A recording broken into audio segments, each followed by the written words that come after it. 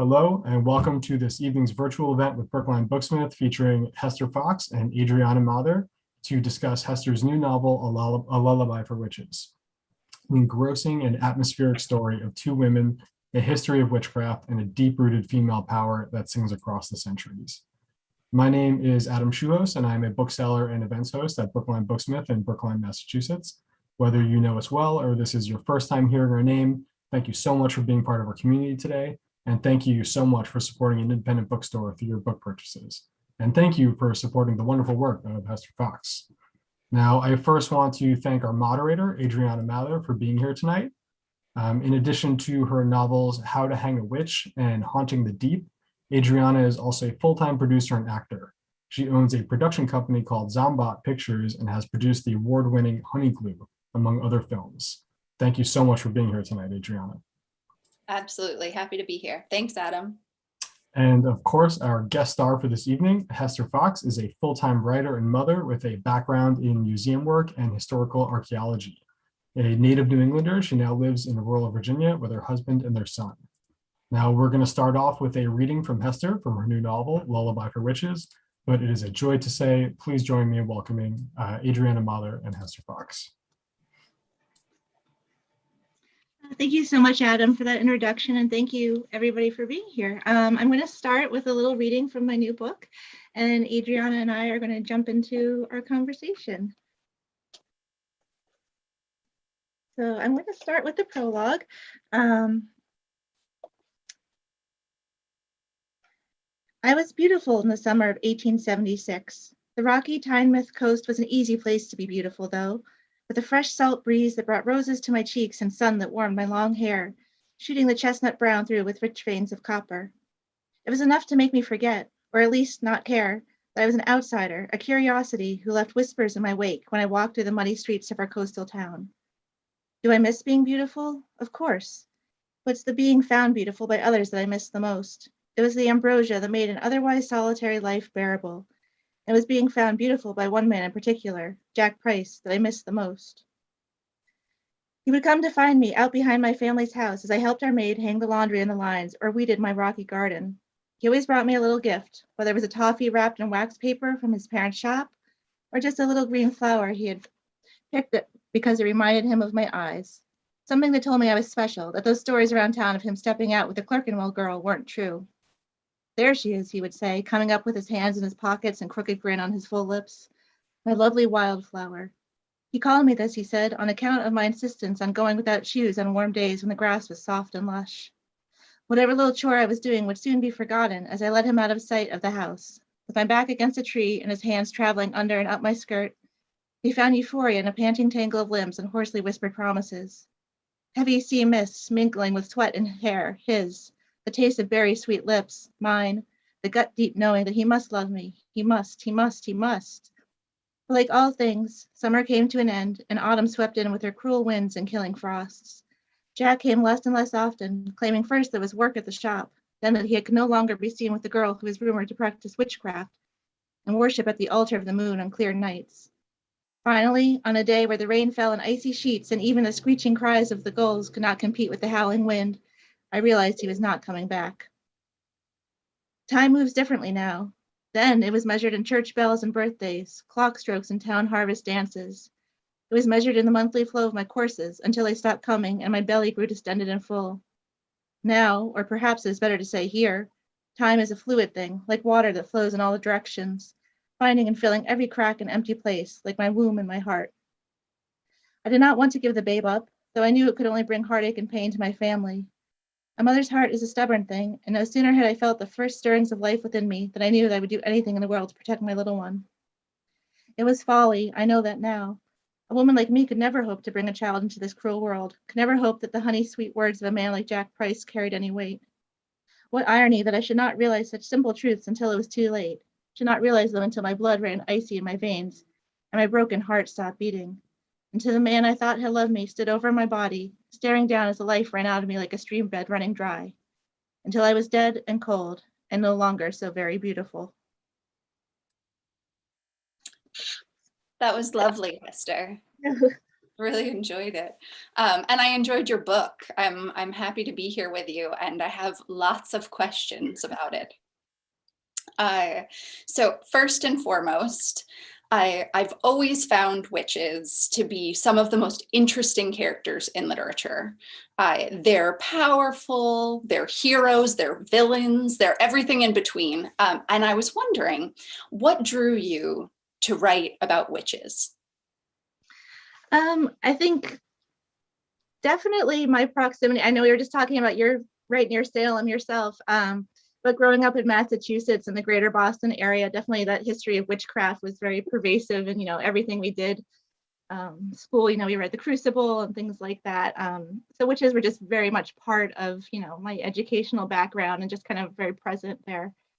And it's funny because my first book, The Witch of Willow Hall, it wasn't originally going to be about a witch, but as I was writing it, the character kind of became a witch. And after that, I was like, I like writing witches.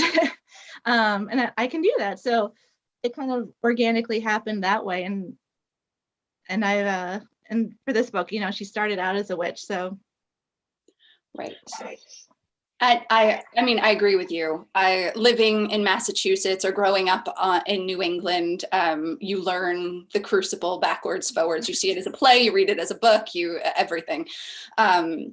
And as you probably know, my ancestor, Cotton Mather, actually instigated the Salem witch trials. Okay, I was going to ask about your last name, but I was like, there's no way. That's awesome. I mean, that's an amazing connection, though. It's funny because it's one of those things that I knew as a child, but I didn't fully understand until I actually started doing research. But as you know, Massachusetts, the history is very palpable, but specifically in a place like Salem, where you walk the streets and people talk about the history as though it happened last week, not 300 years ago. And it is mesmerizing in a way, and the entire idea of witches. Actually, speaking of which, witches they're nonconformist, right? Because they subvert societal expectations, and historical witches and many non-witches obviously were persecuted for this subversion and the secrecy associated with it. But I found that modern witches, and what witches are kind of having their heyday in literature right now, have reclaimed and transformed that subversion into agency and power, and it's really fascinating. And I was wondering if these concepts, how these concepts played a role in your story and when you were crafting your characters, because you chose not just a modern witch or a historical witch, but both. And so the juxtaposition of them, I was wondering if you could talk about that a little bit. Yeah, like you said, I mean, so many women in particular were accused of witchcraft. Whether they identified themselves as witches or not is just kind of a useful term, I think, for the patriarchy to kind of like throw at women, like, she's different, she's not conformist, she's a witch. So yeah, I do love that subversion of taking that back and being like, I am a witch, and identifying like that. So my historical witch, Margaret, in the book, she's powerful and she very much owns that power. And I think, whether you think she's likable or not, I think she's kind of complex, and I like that about her, that she really owns that power. And that's kind of, whether she uses that for what we would think of as good or evil, that's another question, but I like that she, owns that. And then my present day character, Augusta, without giving too much away in the plot, it's very kind of much the opposite, kind of like the story of a woman coming into her power and finding that power within her.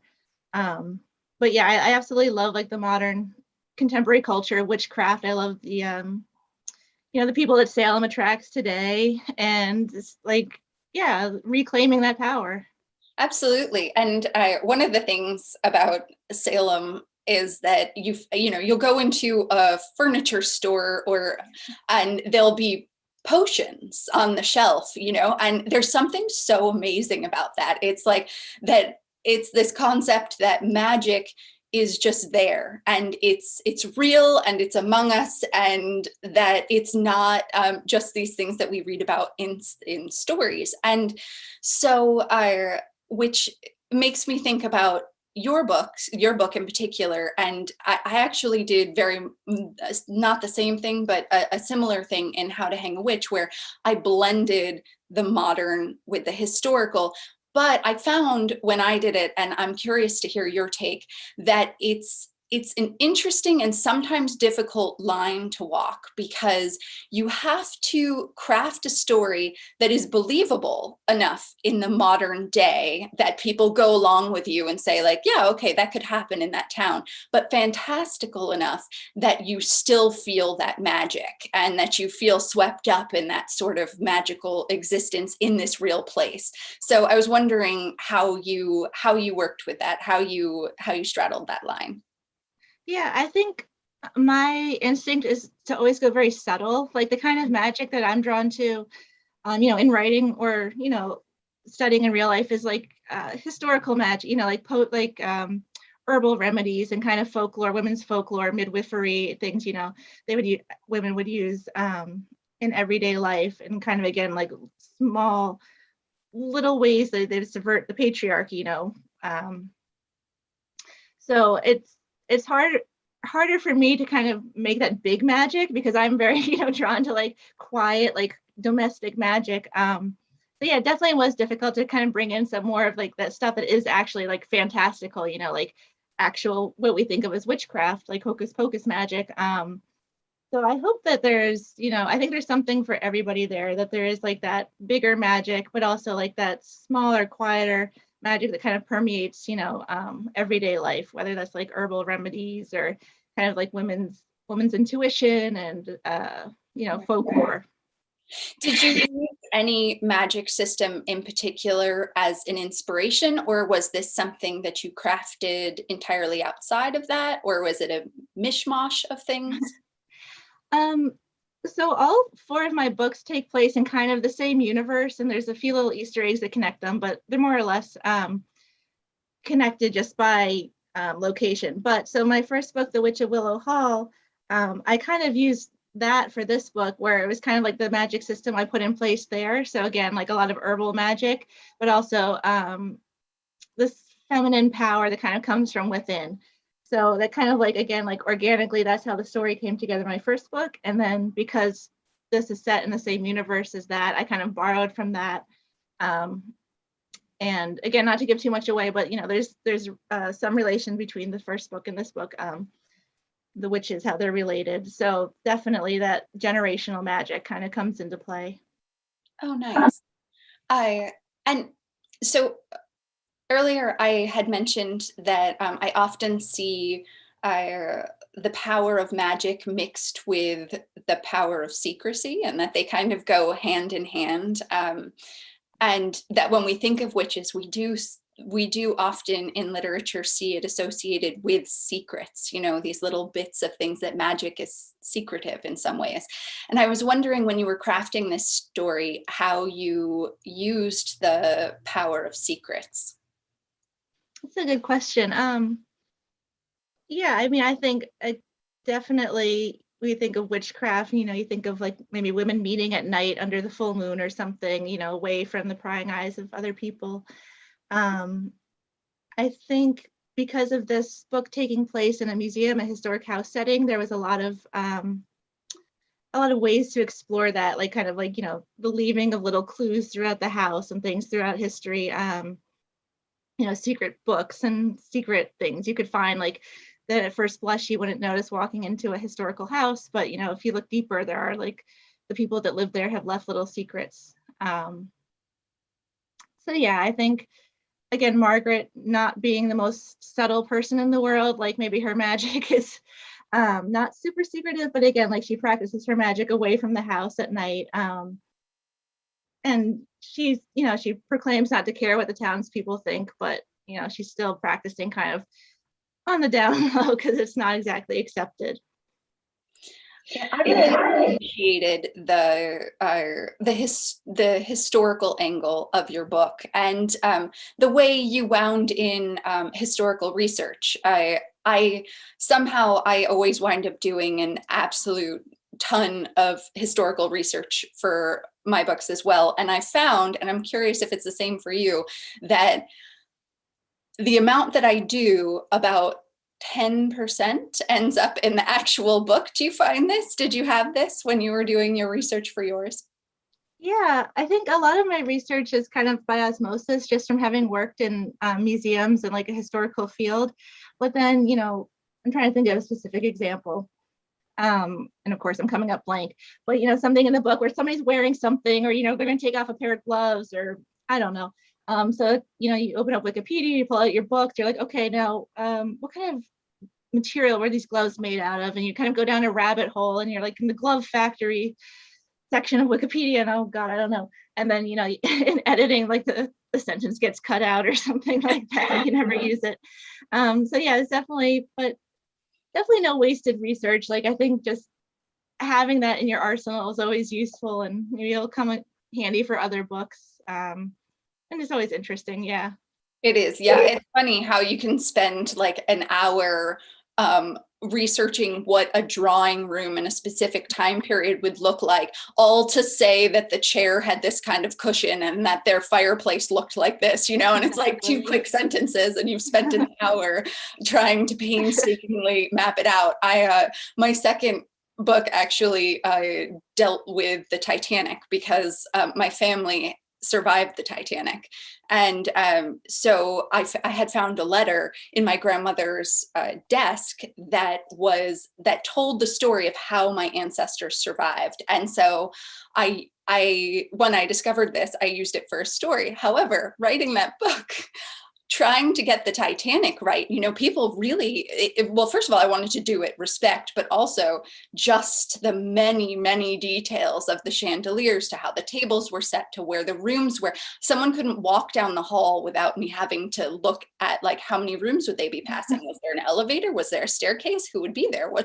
So yeah, I absolutely sympathize with that. That's an amazing story, though. Oh, well, thank you. And finding that letter from your grandmother, wow. Yeah,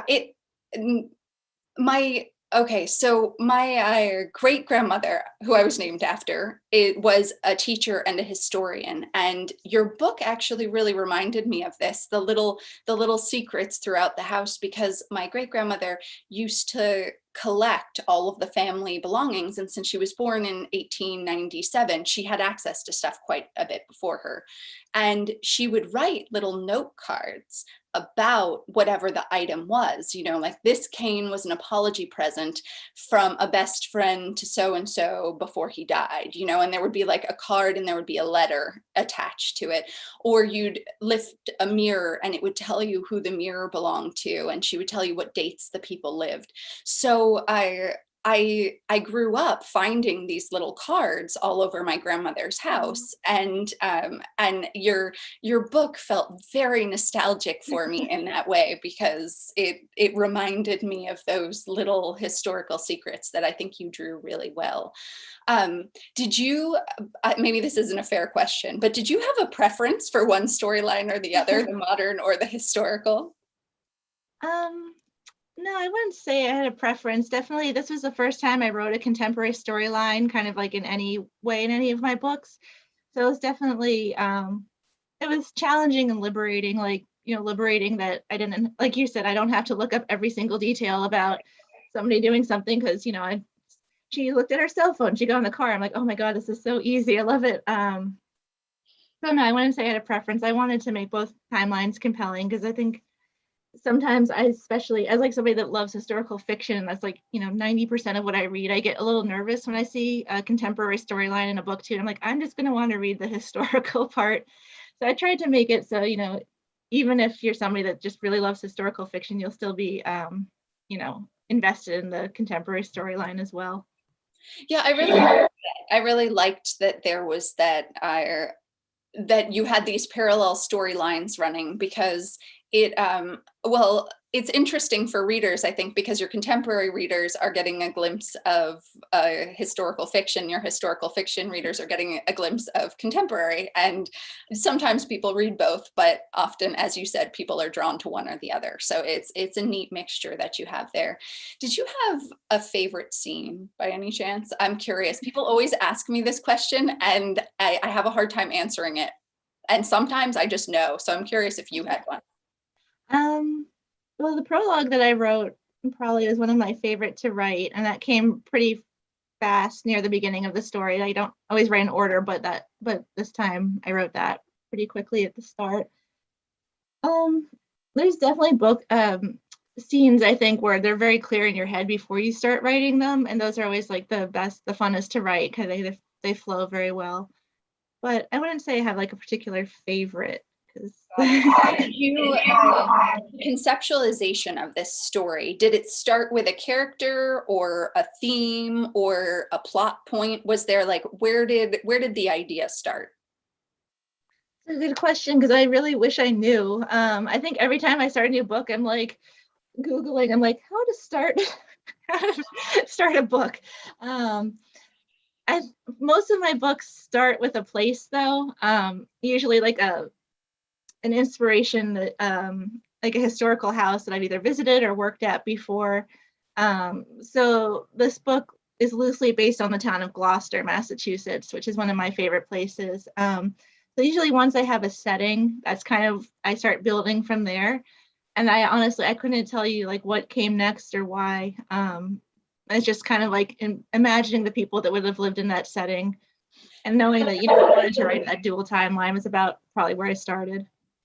That makes a lot of sense, having just read your book, because especially historical, the historical setting seemed very real to me. It felt, and it seemed very atmospheric. And so the idea that you would start with a setting makes perfect sense, because I could see your joy in that setting as I was reading, and it made me really like the place, and I could feel it and see it. So I thought you did that really well. Now, this is probably going to sound ridiculous and will probably tell you a lot about me, but did you, by any chance, while writing this, did you ever get scared or spooked? Like when you write spooky things, do you ever spook yourself out? No, because I kind of know my threshold and it's pretty low. So I think probably the most spooked I would get is just remembering times I've worked in historic houses where I was alone, and kind of like the feeling I would get then, and kind of drawing on that. Like the things I write myself don't usually scare me, but remembering like being in, a house from like the 1700s by myself, and like, hearing something, and that feeling of isolation, like there's nobody around, and what was that? That's probably about as close to scared as I get when I'm writing. I get it. Actually, my mother, until very recently, lived in a house that was 300 years old. So, and it totally had a personality. I don't know if you've found that with historical places, but they have like a feeling about them. Like you walk into them and you can almost feel that generations of people have lived there, and that things happened. And some of them feel very welcoming and some of them don't. I don't know if you've noticed this, but yeah, it's an interesting thing. And graveyards too. It probably doesn't surprise you that I write the fiction I write, or that I'm interested in your type of fiction as well, because this 300-year-old house happened to be diagonally across from a 300-year-old graveyard. So there was like, and me being the absolute scaredy cat that I am, it was super country, and there's no lights. You go outside and it's just absolute pitch black. And you couldn't pay me enough money to like go down the street in the dark by myself. I mean, I know nothing's going to get me, but something is probably going to get me.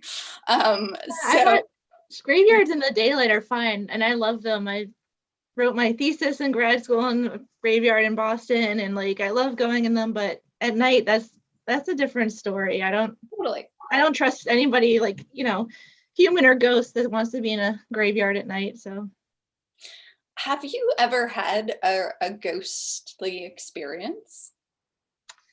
sadly, not really. Like, I wish I could have like some cool story or something. There's definitely been ghost stories surrounding some of the places I've worked, but I've never had one myself. I think the closest was one house I worked at. It looked like there were little footprints, like little child's footprints, and I think we just decided it probably was a kid that came in without shoes on at one point.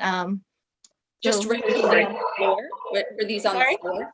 Yeah, on the floor. It was like a linoleum or I don't know what you call it. Yeah, linoleum floor, and I was mopping it, and it looked like there was like little footprints in it. And we just think a guest probably had their shoes off.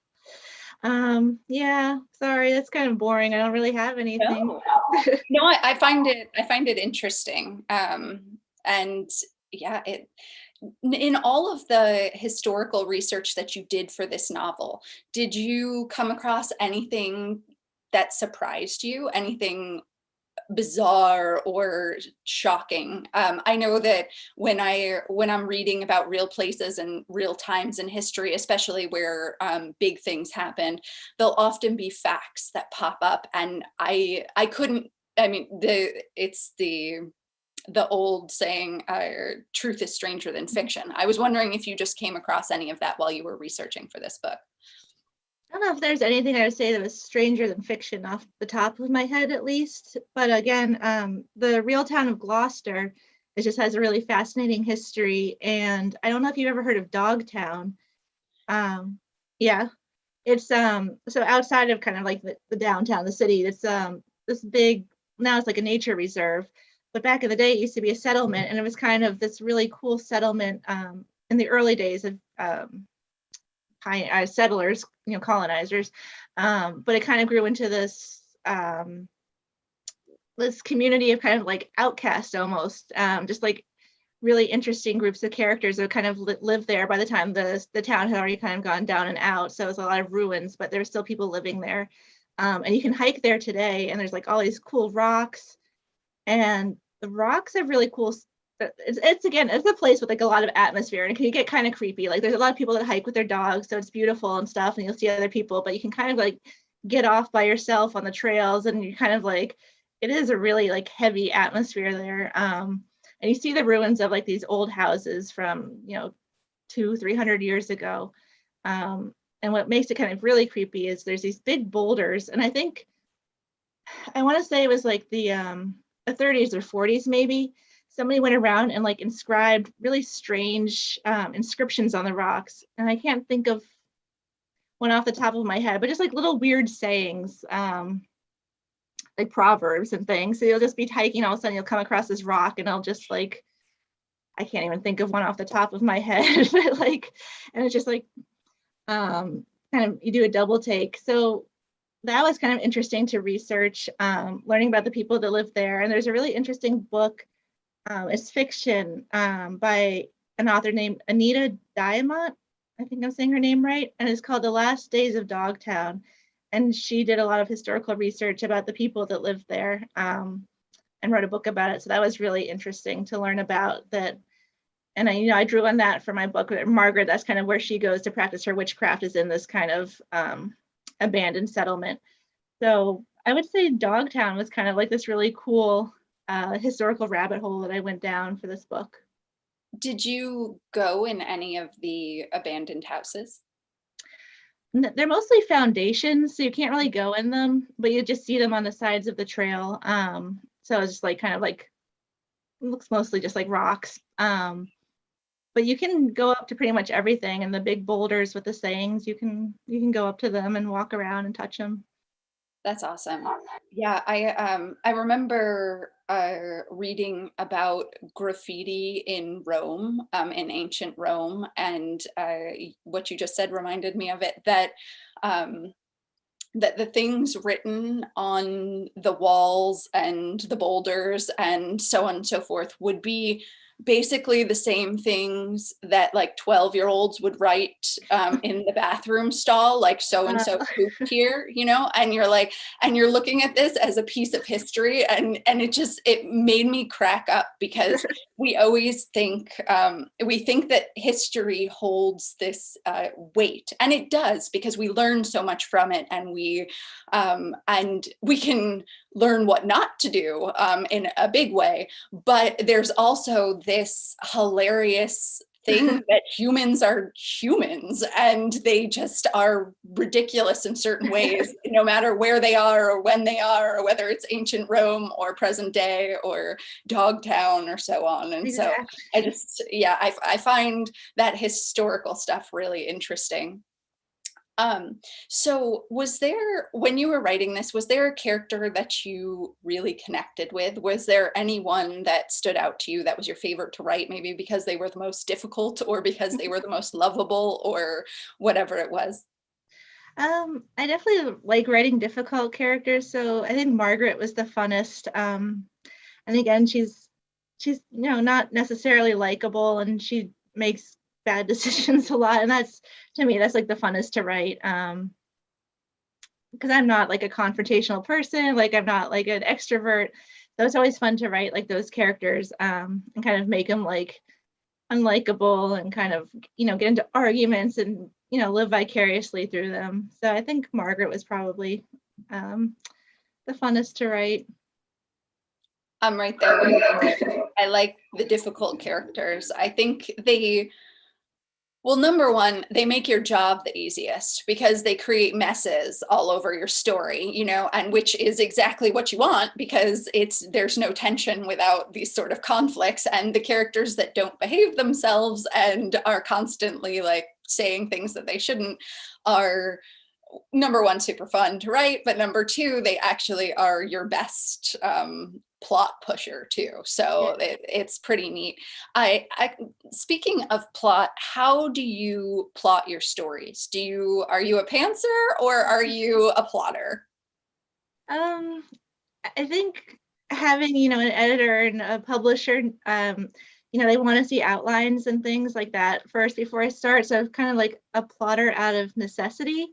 But before being published, it was definitely like just a roller coaster ride of like writing a book, and then like, I don't like the second half, that doesn't work, erasing it, starting over, exploring different avenues, much more organically, which is fun.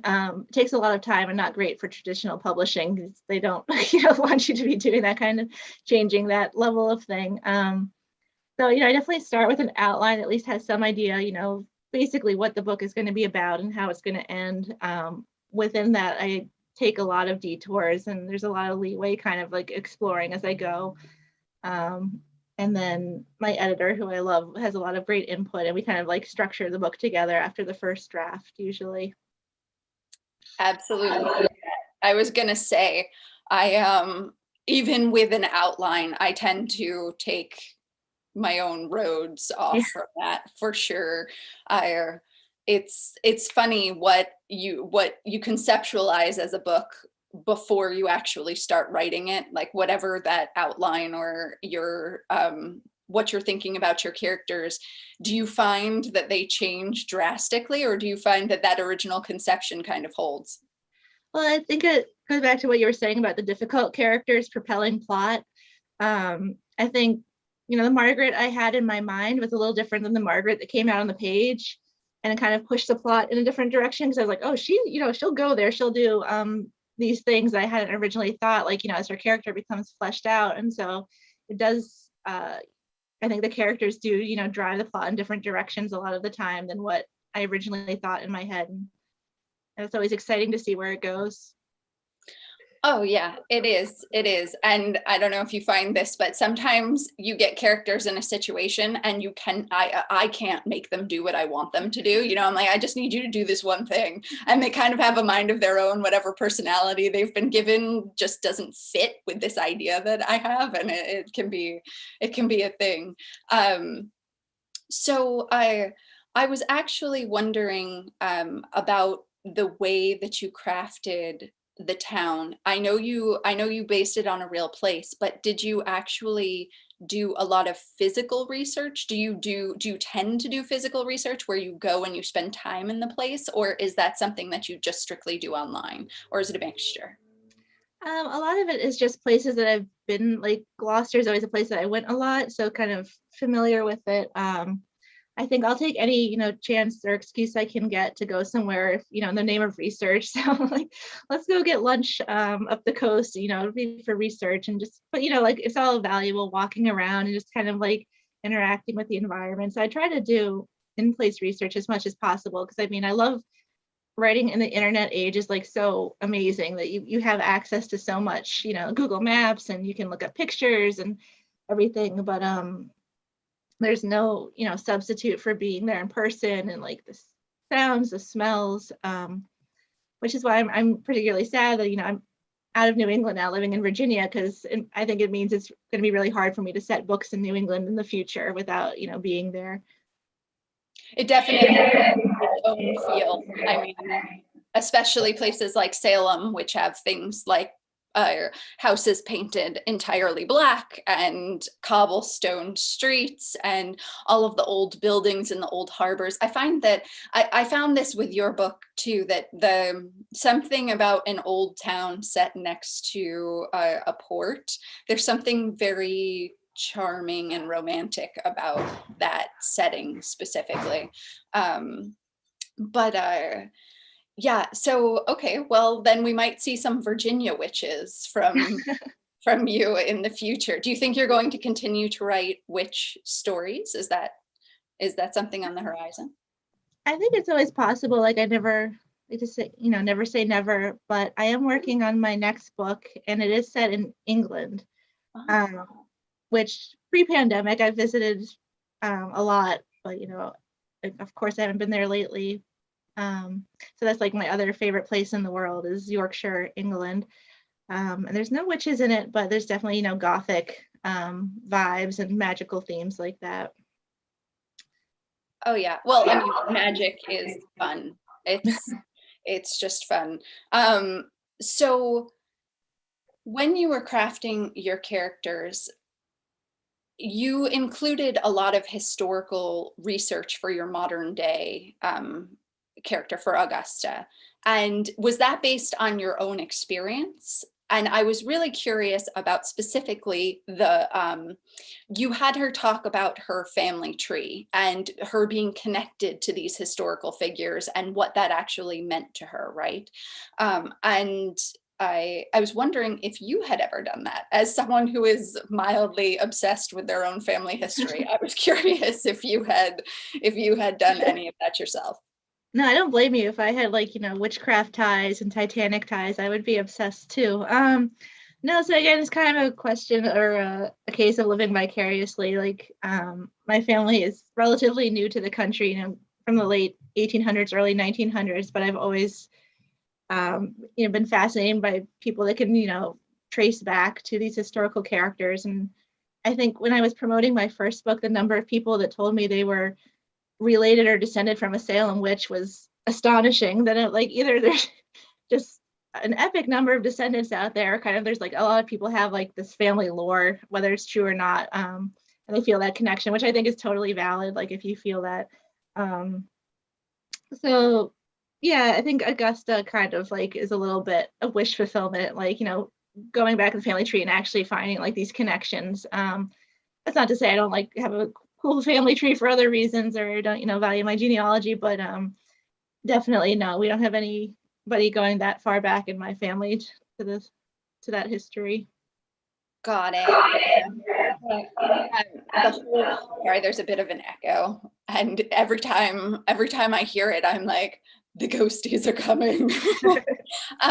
But no, it was interesting for me to read that bit of the book, and it's neat when you can trace back, but there's so much rich history, it doesn't exactly matter one way or the other whether you find anything in your own tree or someone else's. But I know what you're talking about, the everyone being related to someone in the Salem witch trials. It's very true. I have living next to Salem, I see that a lot. And So you I'm do. awful in the nosy way, or the like, I can't not add in my 2 cents, because when I see the tours passing by, not so much pandemic days, but pre-pandemic days, when I see the tours passing by and they're talking about whatever it is in Salem, I like will be like, did you know, like, and I'm just like feeding in some little bit of history, and they're like, thank you, strange woman, please pass along. But yeah, it's there's a lot of that. Sorry, what were you gonna say? Oh no, I totally get that though. It's yeah, being so close to Salem, and I'm sure you come across more than your fair share of people that are, making pilgrimages there and things like that. Yeah, it's neat. It's actually nice, that feeling of connectedness to the history of a place. And I mean, that could be anywhere. England, for instance, has a lot of really great, interesting history, and feeling connected. So I'm looking forward to whatever your next book Oh, is thank with you. that as a setting. Do you have, I'm just curious, you said you usually write books that use magic in a smaller way, like in a more like everyday magic, let's say. Do you have any plans to write bigger, more bigger magic? Yeah, definitely my next book is going to be bigger, and it's definitely a step outside my comfort zone. Um, because yeah, it's it's like you said before, kind of like making that framework of like a magical system is something that like it seems scary to me, like because like everyday magic, it's small and it's quiet and it's comfortable, and you can kind of fudge it a little bit, but big magic, like you don't really have, everything's out there, so everybody's going to see everything. And oh, my cat's in here, I didn't realize my cat. um so anyway, yes, but so there's kind of not as much room for fudging, and you have to have very clear guidelines for what's allowed and what isn't, like where the magic comes from. So it's definitely outside my comfort zone. I'm excited for it, but it's good. It's definitely a learning curve for me. Right. I get that. And also the rules of magic, because the moment that you have a big magic system, there have to be limitations on it, Mhm. and there have to be limitations on people. And I find one of the most interesting things about writing magic is that there always has to be a give and a take. So you can do something, but there's a consequence in some fashion, and whether you pay for that magic either personally or energy wise or whatever it is. And so you wind up having to craft an entire rule set before you can even jump into the world that you want to make. Yeah, that's definitely hard for me because I just want to start writing, and kind of like as soon as I start getting scenes on the page, kind of like that's my process, is starting to build off of that. And then all of a sudden you realize like nothing makes sense. Like I need to go back and kind of like take a breath. And again, it goes back to like outlining, and that's just a different mindset entirely. And it's definitely more difficult for me. And this will be my last question, because I think we are at questions for others now. But you wrote 2 love stories that turned out very differently in your different timelines. And I was curious if the love stories came with the conception of the book, or if they were something added in later, if romance is something that you enjoy to write. Yeah, so I am a huge romance fan. Like I love reading historical romance, especially, but I'll read any romance. And I kind of like have like a little bit of envy for romance writers. So I'm kind of like, I really want to get like a romance in here. So definitely, they were, kind of like tent poles of the story. And again, like you said, they end very differently, and it's very hard for me as a romance reader who loves, happily ever afters, to have anything that's not a happily ever after. And again, not to give too much away, but it's I love writing romance, and I get a lot of inspiration from like historical romance writers like Julia Quinn and Tessa Dare and Alyssa Cole. I just think like romance is such a great way to to explore like a character study, and romance writers like do it so well. So definitely, I think you'll always know my books. There's always going to be a love story somewhere. I agree with you. You know so much about your characters based on who they love and how they love. It's such a interesting, I think anyway, such an interesting part of every story, but that's just a personal opinion. Anyway, Adam, over to you. Oh, I'm sorry to interrupt. I could listen to you guys talk for like another hour. It was really wonderful. So we do have a question waiting. If anybody else has any other questions they would like to ask Hester or Adriana, please feel free to drop them into the Q&A box or even into the chat if that's easier. Before I do that, I just have one question for you, Hester, if you don't mind.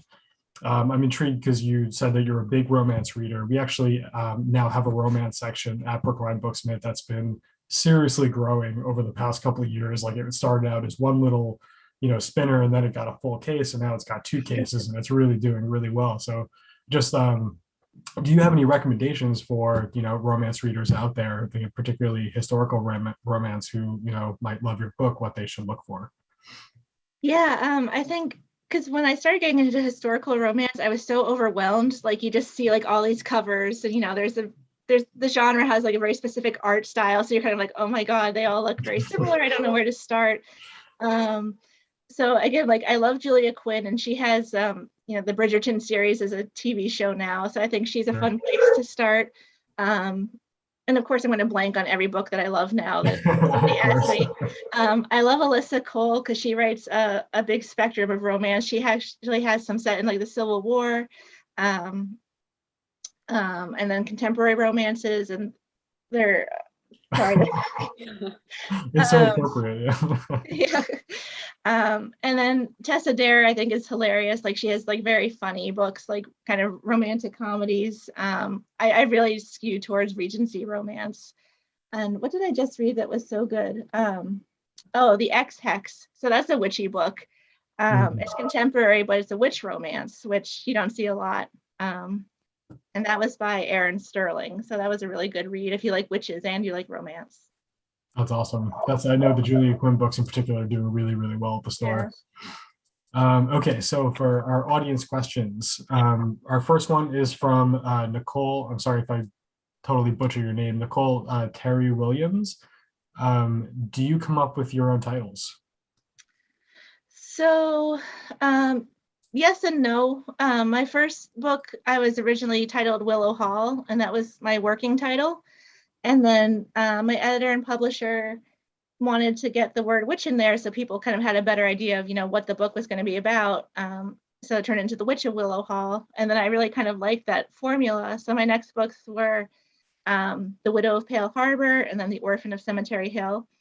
And Lullaby for Witches just popped into my head, and I think everybody was comfortable with that. So that was the title. And then for this book I'm working on now, it's actually funny you asked because my editor and I are in a brainstorming session for a book title because nothing came to me, and they're trying to find something that will let readers know what it's about. I'm definitely happy to collaborate with my publisher and come up with titles, but everything that I published so far has been by title. That's awesome, right from the heart. Our next question from an anonymous attendee. This one is for Hester. And they also say very cute cat. What was the hardest scene to write for you?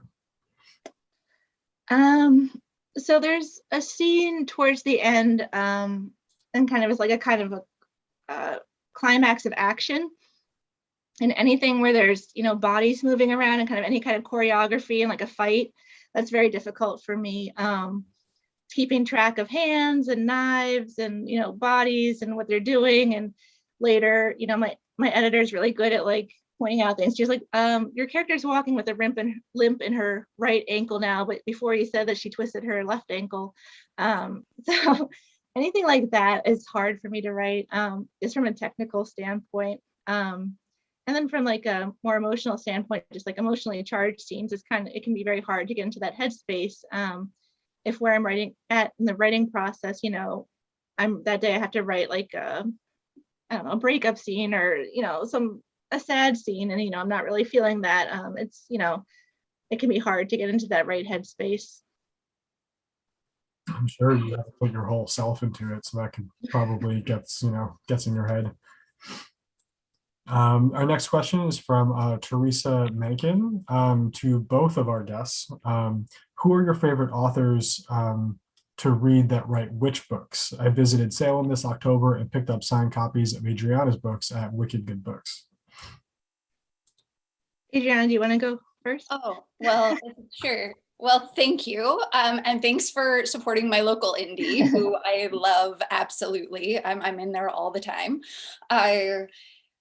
Geez, my favorite witch books. In the recent years, I haven't read as much as I would like because of writing deadlines, toddler, and also my reading time often goes to friends who are writing and need a second look on pages or something that they're pitching or whatever it might be.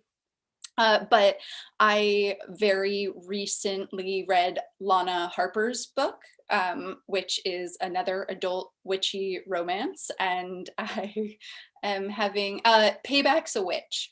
And I thought that was very good. I really enjoyed The Discovery of Witches. And there are others, but I can't think of them in this moment. And I read The Ex-Hex, which was very fun. So please go ahead, Hester. I am also maybe the worst when I get asked the favorite question. I know, I feel bad. You're on the spot, but you can go first. Yeah, I'm like, oh my gosh, I have to think. Yeah. So for nonfiction, I really like Stacy Schiff's, I think, the Witches. Yeah. It was just The Witches. So that was a really well-written book, and it kind of, as somebody that has trouble kind of sitting down and reading a nonfiction book, usually that flowed really well and was really interesting with a lot of history. There goes my cat scratching. Discovery of Witches trilogy was awesome. Alice Hoffman, like The Rules of Magic, obviously, is really good. And the Ex-Hex, which I just mentioned. And I'm sure as soon as we, end this, I'm going to think of 100 more. But I do on Twitter and Instagram, I usually share books that I like that I've read, and a lot of them are like Gothic or witchy books. So I do have recommendations on there if anybody's looking for some. I have to say, because I say it every time someone mentions Alice Hoffman, she is one of the, my favorite authors that I've ever met working on the events team. She is the most delightful human being, just so sweet and wonderful. That's always good to know when you admire somebody's writing and they turn out to be an awesome person. She co-wrote a book, I think it was her cousin. It was a book about knitting that also talked about witchcraft. And we had a bunch of people in the audience just all knitting while they were listening to these two amazing. It was really, really great. I love that. Yeah, it was really cool. Our next question from Paulette Kennedy. Another favorite question. I think you might have already talked about this, but maybe you can expand on it. Do you have a favorite character out of all the characters you've written, and why are they your favorite? Okay, first of all, hi, Paulette. Paulette Kennedy is an amazing author. She writes Gothic fiction. So if anybody's looking for Gothic books, please check out Paulette's book. Thank you so much for coming. I think out of all my books, a favorite character, that's really hard. I think in my first book, the sister Catherine, again, she was kind of my difficult character, and she was my first one that I wrote that I was like, oh, I can write, women that aren't just demure and nice. She was probably one of my favorites because she kind of initiated me into writing that kind of character. But other than that, it's really hard. I think a lot of them have meant different things to me at different times and have been fun to write for different reasons. What about you, Adriana? Do you have a favorite character you've written? If it's probably in my Killing November series. Again, one of the most difficult characters, whose name is Arya, and would just as soon knock you over the head and drag you down the hall by your ankle than say hi. And she'll stare you down, make a weird animal noise at you, and you feel am I dying right now? I don't know what's happening. So yeah, she was probably my favorite, mainly because we went from absolutely despising her to, as the books go on, being like, I think I might love you. And that transition is like my absolute favorite thing to write for people. That's awesome. That's we just got a comment from Paulette Kennedy saying, haha, I loved Catherine. She reminded me a little bit of Mary Shelley's stepsister. Nice, thank you. Yeah, I think Claire, I know who she's talking about. Yep. And the last question we have here from another anonymous attendee, and this is also for Adriana. Are you working on another book at this time? I am. I'm actually working on 2 at the same time, which is an odd thing to do.